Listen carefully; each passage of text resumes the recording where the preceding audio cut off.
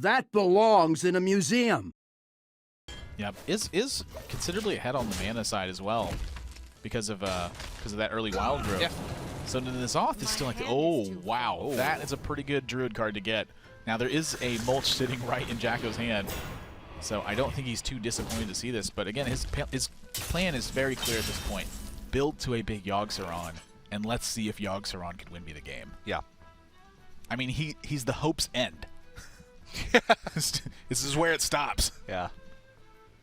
Now, whose hope? Yogg doesn't specify that. Sometimes it makes both players hope end. I have seen that. It's a tough one. I like when he casts Embrace the Shadows right away, and I'm like, okay, we're staying at least, or at most at these life totals. Yeah. First card, Embrace the Shadows. Second card, Circle of Healing. Third card. Wow. So we are actually going to run right into the possibly best counter to Wisp of the Old Gods and Soul of the Forest. Fan of Knives into Dark Iron Skulker. My gosh, TJ, this is monstrous. This is legitimately gross. He even had exactly 8 mana to do it. And you know the animation for Soul of the Forest lines up perfectly with the animation for Dark Iron Skulker as well. This is unreal. Jako just laughs in the face of this. I mean, I think this might be Yogg and Giddy. He can hold out for a little bit longer, but it looks like he's going for it. Oh my gosh. His hero portrait's green, so you know something happened. Wow. Shadow Flame Well, right off the bat. bat. Elemental Destruction, so nothing there. Little overkill. Unlucky. Lava Burst. Uh-oh. Favorable. Shiv. Shiv. He's going to draw him a card. And, of course, with Yogg Saron, if Yogg Saron casts the Overload spells, you're not overloaded. Yeah, that's absolutely true. Living Roots. Not the 2 damage, Yogg! Yogg giveth and Yogg taketh away. I'll tell you what, that Yogg was not too solid. It did clear the board here, but a lot of times when you play Yogg, there's a lot of card draw effects. There's things that summon minions. And Foot's Old God right now, even though it only summons a Zeratul and an Undercity Huckster, the important part here is that this is 10 power on the board. Toxin, so. And it looks like, I mean, Jako's just going to go with the strongest play that he has in his hand right now, which is going to be Wisps of the Old Gods plus Power of the Wild. But I think that's enough damage.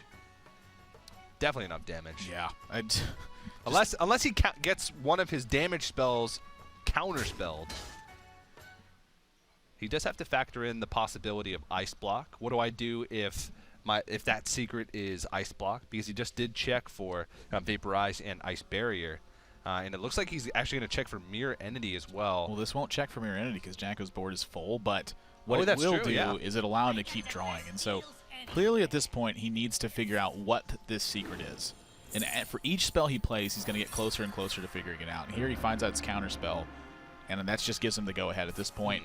There's no more thought left of this. He just got lethal and takes a 2-0 lead. Yeah. So Foot takes it. Jako is going to be in trouble after this one, down 2-0, and a rough early hand, but did get a pretty favorable Yogg Saron off, which is more than a lot of people could ask for.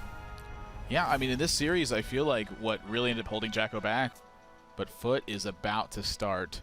I mean, he's about to start stomping. This is a lot of damage building up on the board, and Jako did not play a minion last turn. Yeah. And Jako actually used Nourish to gain mana crystals. He realized he had enough cards. He realized he had a ton of spells already. And just making sure that once things get way too out of control, he has that Yogg Saron to try and get him out of trouble. We'll see what he wants to do here. Yeah. He's actually just going to go for it. It's going to have to get him out of trouble now. And an interesting interaction here. If that Sylvanas steals Yogg Saron, Foot's going to get the remaining spells from that. So Mulch coming out. Oh, no. Wow. Oh, no. And you can see Jako just shaking his head. This could still be a disaster for Foot, though. I mean, he's not quite out of the water yet. Oh, well, that, yeah, there you go. Okay. I was expecting a bit more than that, but now he's basically traded a 4-6 and a 5-5. Really, that's not an impactful Yogg Saron. The Yogg Saron giveth, and the Yogg Saron taketh away. Yeah, have that written on my tombstone. And however many years from now, when I die, people are going to be like, what the heck is a Yogg Saron? Oh, Jako does draw a card from the Blessing of Wisdom. on the Yogg's run, though. A mere 8-point life tap. Sure. At this point, I don't know if it even matters. Jako's just in so much trouble. I don't see a way for him to win this game. I mean, I don't even see a way for him to survive the next turn. Oh, wait, Ice Block.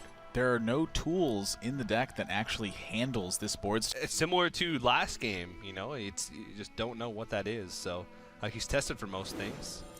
Here's the draw. Give him the Blessing of Wisdom draw. And if it knew 100% that it was Ice Block, a little bit not the correct sequencing, but not going to brawl, just going to go ahead and play the Fossilized Devil Sword. He's going to beast because of the frog. I forgot about that. Oh, man. That's pretty hilarious. And I don't think there's anything that Jako can pick up.